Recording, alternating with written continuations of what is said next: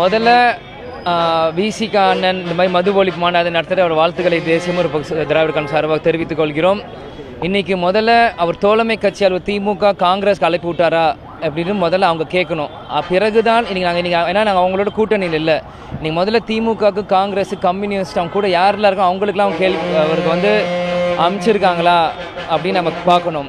அதுக்கப்புறம் தேசிய முற்போக்கு திராவிட கழகம் இது வரைக்கும் அழைப்பு வரல. அது வந்ததுக்கு பிறகு நாங்கள் அதை பற்றி சொல்கிறோம். ஓகே,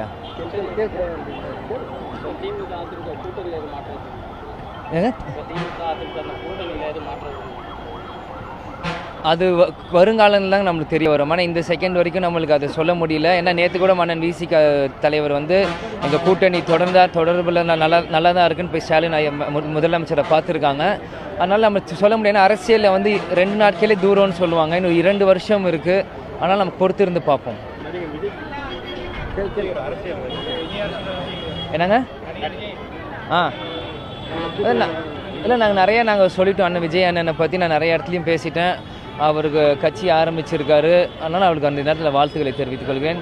கூட்டணி குறித்து எல்லாமே வருங்காலங்கள் தான் தெரியும். ஏன்னா தேசிய முற்போக்கு திராவிட கழகம் 20 வருஷம் பழமையான கட்சி, எதிர்கட்சியாக நம்ம உட்காந்துருக்கோம். இன்றைக்கி விஜயானை இன்றைக்கி ஆரம்பிக்கும் போது இன்றைக்கி அவரோட நிலைப்பாடு, அவர் எதுக்காக கட்சி ஆரம்பிக்கிறார், அவர் சொன்னதுக்கு பிறகு தான் நம்ம அதை பற்றி பேச முடியுங்க.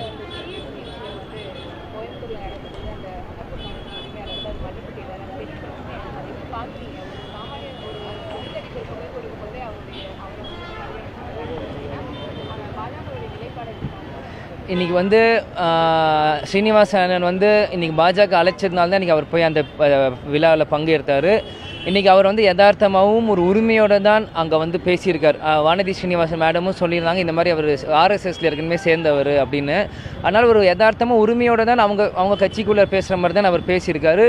அண்ணன் ஸ்ரீனிவாசன் சொன்னது எல்லாமே உண்மைதான், அது எந்த மாற்று கருத்தும் இல்லை. இருந்தாலும் அவர் இவராக போய் அவர் நிர்மலா சீதாராமன் மேடமை சந்தித்து மன்னிப்பு கேட்கணும்னு போனாரா, இல்லை நிர்மலா சீதாராமன் மேடம் கூப்பிட்டு மன்னிப்பு சொல்ல வைக்கிறாங்களா என்பது நம்ம யாருக்குமே முழுமையாக தெரியாது. அந்த வீடியோ காட்சி வெளியே வருது, அவர் மன்னிச்சிருங்கன்னு சொல்லியிருக்காரு.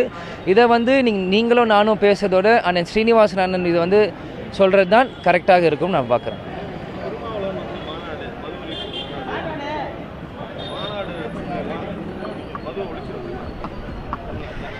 இன்றைக்கி பார்த்தீங்கன்னா மது ஒழிக்கிறது ஒரு அரசாங்கத்தோட கடமை தான். இது ஒரு விழிப்புணர்வை தான் விசிக ஒரு ஸ்டார்ட் பண்ணியிருக்காங்க. இது கடந்த காலங்கள் தேசிய முற்போக்கு திராவிடம் நாங்களும் சரி, பாமகவும் சரி, பல கட்சிகள் இந்த மாதிரி ஒரு ஸ்டார்ட் நாங்கள் செஞ்சுருக்கோம். இந்த நிலையில் நீங்கள் விசிக திருமாவளவன் ஒன்று பண்ணியிருக்காரு.